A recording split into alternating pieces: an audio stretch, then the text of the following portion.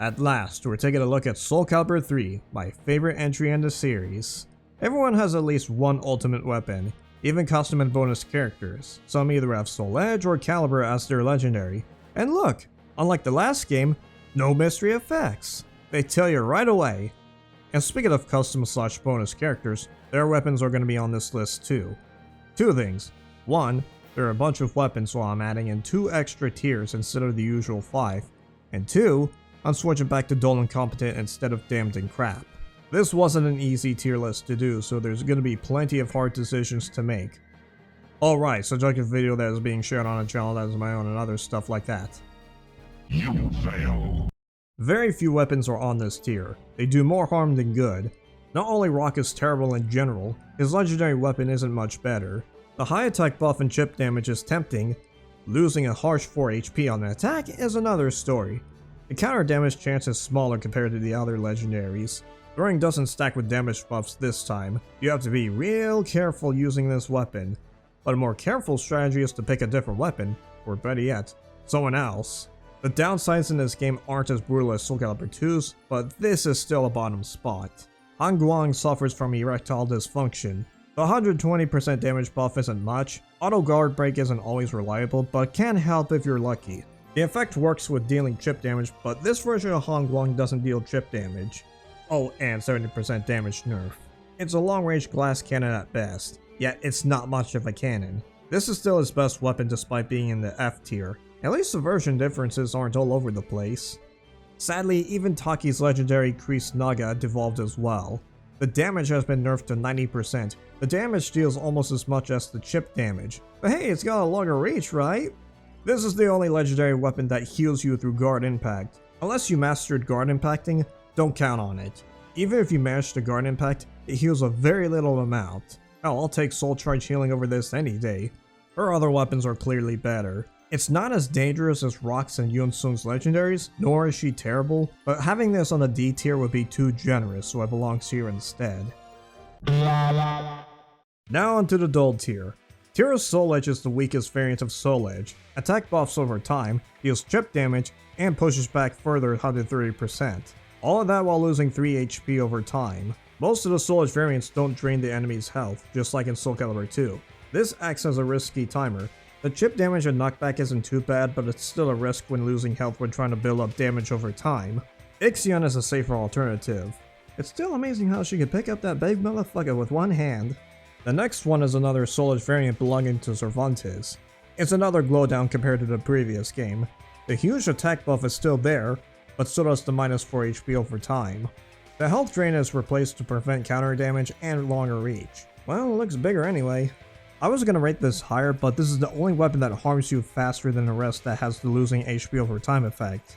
However, it's not F tier worthy either. Unlike Rock, Cervantes is a decent character to play as.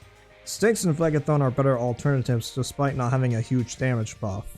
The first of the custom character weapons. This hard to pronounce name is the legendary weapon of the Grief Edge discipline. There aren't any major buffs and nerfs besides the counter and chip damage. It also has a small chance to auto guard break and impact. The 50% counter damage isn't always reliable. You have to be lucky for it to work. Instead of relying on luck, there are a few better options. This one doesn't deal too much chip damage, but at least you get to drain their health. Hell's Design is another option, but it doesn't drain as much and you take chip damage. Still a better choice than this.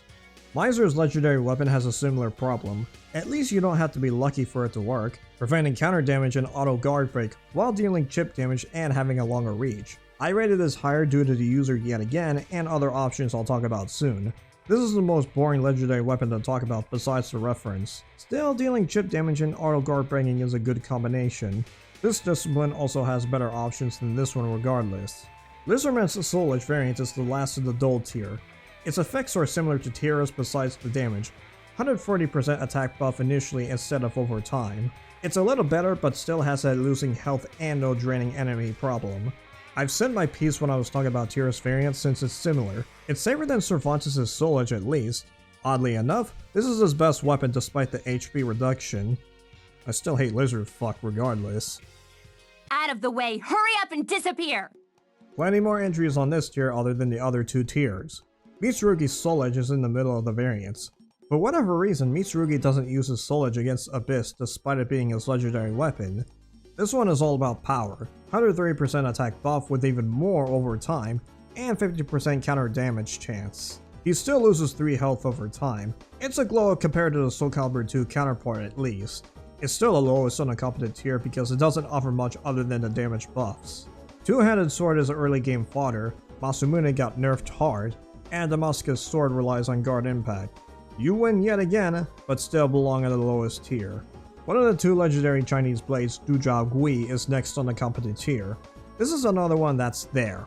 130% attack buff with chip damage, and a small chance to auto guard impacts, plus a larger chance to prevent ring outs. There are plenty of other weapons that do better than just buffed and chip damage. Auto guard impact is a miracle if you're not one to master it. I thought it would be just as good as the other Chinese blade legendaries, but it turns out to be otherwise. It's still not bad. You'll see a much better alternative later on. Another weapon that isn't all bad is Kunlun Bamboo. Instead of Kilik using it, either Hualin or your custom characters using the staff discipline uses Kunlun Bamboo. 130% attack buff plus 120% defense and pushback buff with the additional small guard breaking chance. You might think this tier is too harsh on a weapon like this. You hardly have a lot of moves that push the enemy back. There are plenty of other weapons that work better than this one in the future, but it's still the best weapon for the staff discipline either way. Another legendary weapon on the same boat as Basho Fan. 120% attack and defense buff with 130% more pushback. Attack buffs even more over time. This is yet another basic but effective legendary fan. Other fans don't compare against Basho since it's an upgrade over all of them besides Zephyrus, which just heals HP. Again, I've used better weapons than this and better characters in general. The rest of the weapons in this tier heal you in some way. Case in point, Atropos used by Revenant or your customs. 120% attack buff while dealing chip damage and drains your foe's HP. It also has a chance to prevent ring outs. It's the lowest of the bunch that heals you, but it's still effective. The buffed and chip damage isn't too large and neither is the HP recovery, but it can help out either way, and nobody likes being wrung out. This is yet another legendary weapon that overshadows prior weapons, but could be better. The knife and bomb discipline gets the tongue of Tenatsu. It's got 130% attack buff, 30% counter damage chance, and a chance to auto guard break. Oh right, I forgot it heals a small amount of HP when attacking. It's so small that you hardly notice it. It still deals pretty good amount of damage. It replaces some of the other knives, even Kingslayer. This is still going into competent tier because 2 other weapons fare slightly better than this one. This is another one that's not much to talk about. Back to the main roster. Baldo's Guillotine is a step down, but not as much as Taki's and Yun Sun's. It has a chance to auto guard impact that also deals damage, and drains 50% health at the cost of taken chip damage. Well, at least you don't have to soul charge to make it work. The healing effect makes it higher in the C tier. Even if you don't guard impact often, the small chance of that automatically and damaging at the same time is neat, as long as you don't guard too much. I still prefer the one in Soul Calibur 2 over this, even with a tiny amount of damage reflected back at you. If you want more damage, Iron Ram can drill them just fine. Oh come on, that was a good one. Come on, you gotta give me props for that. The best of the C tier is also the weakest of the Soul Calibur variants. Siegfried's Soul Calibur is a step down compared to Nightmare's legendary weapon in the previous game. It has a longer reach and heals 3 HP when attacking. It can also auto guard impact and dodge throws. Siegfried already has a longer range to begin with. On the bright side, the healing isn't as little as one of the prior weapons. Denying throws is also a nice touch since the AI has a tendency to throw spam. Yeah, I'm looking at you. Another case of the main user ironically getting the shorter end of the stick. Glam and Foster are decent alternatives, until Abyss breaks them. You're not totally screwed when you use this, but the other Soul Calibur variants do much more than Siegfried's. At least it's not terrible, but putting this on the higher tiers would be too generous. Not terrible, yet they're not amazing. I've got history of Sung Mina's legendary weapon. The less I talk about the Soul Calibur 2 version, the better. Here it's not torturing you. It heals 3 HP over time, auto guard impacts, and denies throws and ring outs. It's a 50-50 chance, but hey, it works more than you know it. This is a good get off of me tool since I said earlier, the CPU in Soul Calibur 3 are merciless. Especially in Tales of Souls. I'm looking at you fuckers. The healing isn't shabby either. Grease Felger, I accept your apology. Setsuka's Ugetsu Shinichi is next. This is another weapon with both 130% attack and defense buff. This time it's got an easier guard impact chance that deals damage. I rated this higher than some of the C tier weapons that have the same boost because of the user's viability. I'm sure we've all had wonderful memories fighting against her. Oh, fuck! Different buffs would have worked better than the easier guard impact. However, if you're good at guard impact unlike me, the damage from impacting is a nice touch. This is another best weapon for her. Maxi's Vajra is on the same tier as it was previously. Instead of not being able to guard in favor of big damage, this time it's the reverse Soul Calibur 2 Hri's Filger. What do I mean by that? It heals 2 HP over time, but you lose 3 HP when attacking. It also drains the enemy's health and increases attack over time. It constantly heals you when you're hitting, but it also constantly hurts you when you're missing. This nunchaku requires accuracy for it to work. Someone like Maxi is risky for that due to his attacks constantly flailing. It's best if you play defensively with this weapon, then you can take advantage of the increased damage with higher HP.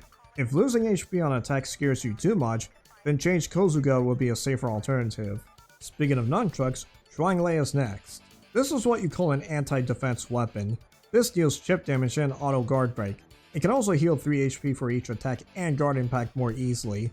It may not have buffs or nerfs, but breaking a chip and guard makes up for it.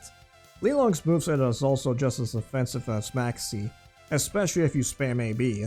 The healing on attack may not be as reliable as healing over time, yet as said earlier, the nunchaku moveset is mostly offensive so it can heal a fair amount of damage. There are better weapons than this on the B tier however. Case in point, Talon's Soul Calibur variant is better than the one from before but still gets the between tier treatment here. Instead of healing per attack, it heals 3 HP over time, 120% attack buff, longer reach, and has a chance to guard break. The recovery over time yet again proves to be more helpful than attacking the heal. The smaller attack buff and guard breaking also works well here. This is Talon's best weapon, but there are still better Soul Calibur variants out there. Chains of Hades is another decent legendary weapon. 130% attack buff, heals 3 HP on attack, guard impact damage, and 70% chance to prevent getting wrung out. It's not overly offensive as the other weapons on this tier. The healing is still good enough to make up for the lost health. This and the next weapon has more than a coin flip chance to prevent ring outs, which is helpful. Another one that's not too bad. One of the 2 legendary weapons for the Iron Sword users, Untitled. It too prevents ring out 70% and has a 130% attack buff. This time it recovers 3 health over time and prevents throws 40%. Another get off of me type of weapon, although the chance of denying throws isn't as safe as the ring out guard. It's still a pretty decent legendary weapon. It's still not as strong as the other legendary iron swords. The same situation as Chinese Blade. This legendary kunai is the last in a between tier. This would have been on A tier, but there are so many good weapons coming up later. It gives off 120% attack and defense buff while dealing counter damage sometimes. Just sometimes. It's also another weapon that heals 3 HP over time. The buffs aren't as strong as even the ones below this tier. The healing and counter damage still makes up for it. There's not much else to say other than it's another good legendary weapon that overshadows prior weapons unlocked earlier. Urkula is the first of the A tier. This is also a business only weapon, although with no effects. For Zasamel, it buffs 130% attack and defense plus an additional attack over time. It also denies ring out 60%. This is indeed a power up. It doesn't heal, but the increased damage over time is what really helps out. And the user. This was my last resort when I played through Chronicles of the Sword and it paid off. The ring out prevention yet again can work out more than half of the time. If you want a power boost and not feel guilty using an overpowered weapon, this is a legendary weapon to go. Valkyrie is Cassandra and Abelia's legendary weapon. Both of them have the same effects, so that's why they're both here on the same spot. It's a slight downgrade, but still a solid weapon. The attack buff and chip guarding were traded off in favor of a longer reach and small counter damage chance. It still has a decent amount of defense and healing over time. Even though the counter damage chance and healing are smaller, it can still get the job done when it happens. Like I said, even though it's a glowdown, it's still an awesome weapon. Astro's variant of Soul Edge is yet another improvement over the previous game. This time it deals 130% more damage, 120% more pushback, and drains the enemy's health, but comes at the cost of losing 3 HP over time. Come to think of it, Surfantis had a similar effect in the previous game, and Astro's Soul Edge didn't have the draining effect. Oh, the pirate got robbed yet again. The recovery when hitting someone is fair, and the pushback buff is great for ring outs, but can be hard to pull off air grabs. Despite the typical health loss, it's still a glow up. From darkness to light, Sophitia's Soul Calibur is next. It's a better version of Valkyrie. And speaking of which, Cassandra uses the same Soul Calibur as her legendary in Soul Calibur 4. 130% defense buff, heals 3 HP over time, and 50% to counter chance and disable throws. Come to think of it, the effects remind me of Nightmare's Soul Calibur, at least there's no mystery debuffs. Not only is this a perfect fit for her, she's one of the best characters in this game.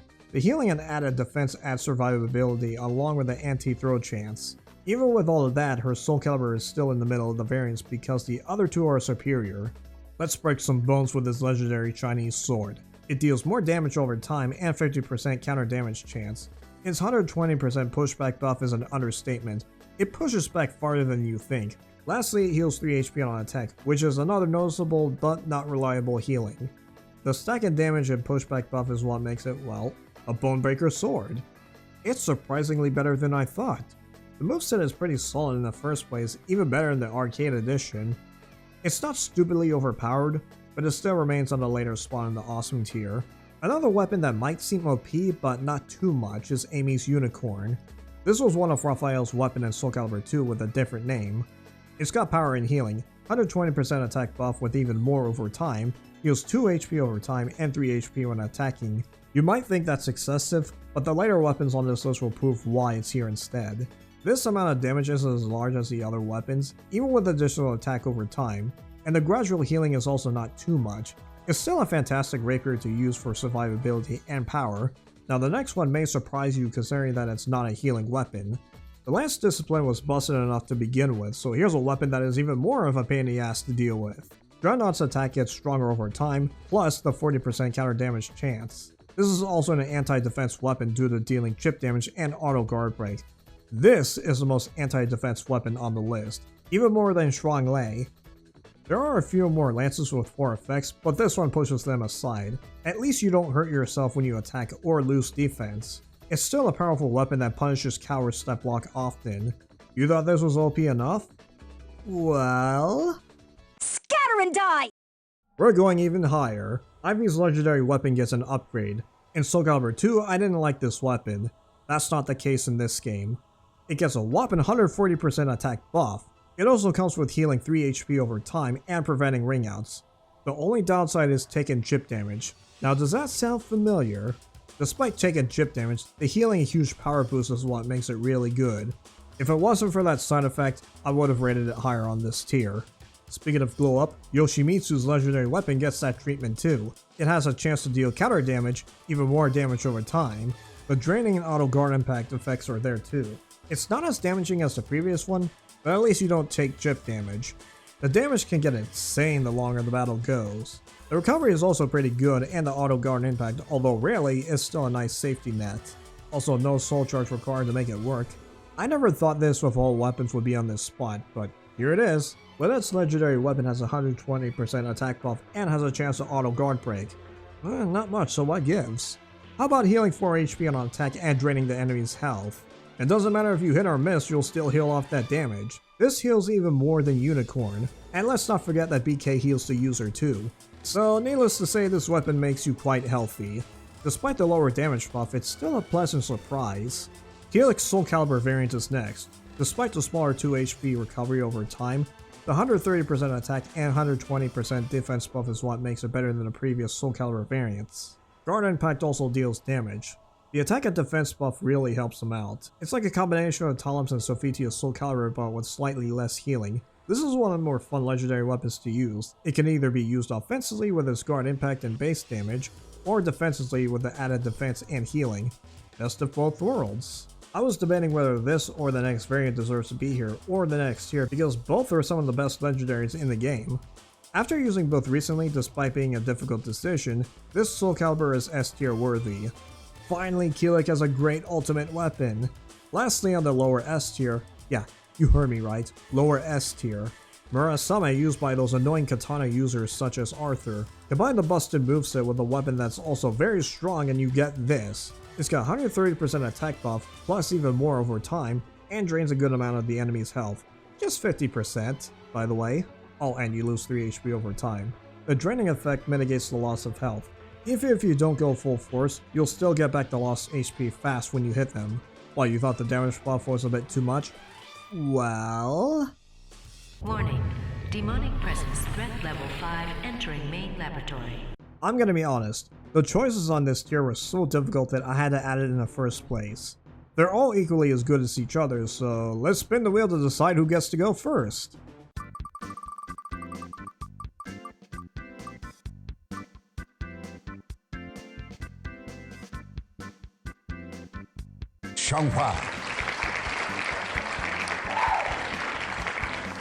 Well, I wasn't kidding when I said either this or Keelik's Soul Calibur would be here or below. This is also the second of the two legendaries for Luna.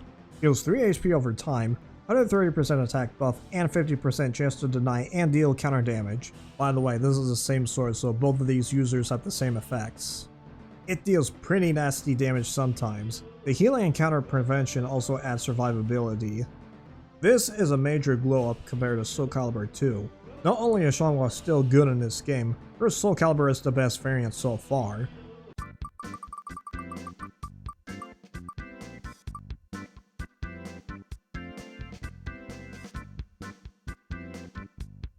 Raphael. Queen's Guard? Well, how did it improve? 130% defense buff and lots of healing, regenerating 2 HP over time, draining enemies' health, and healing by guarding hits. Chip healing. This is the most defensive weapon because of that.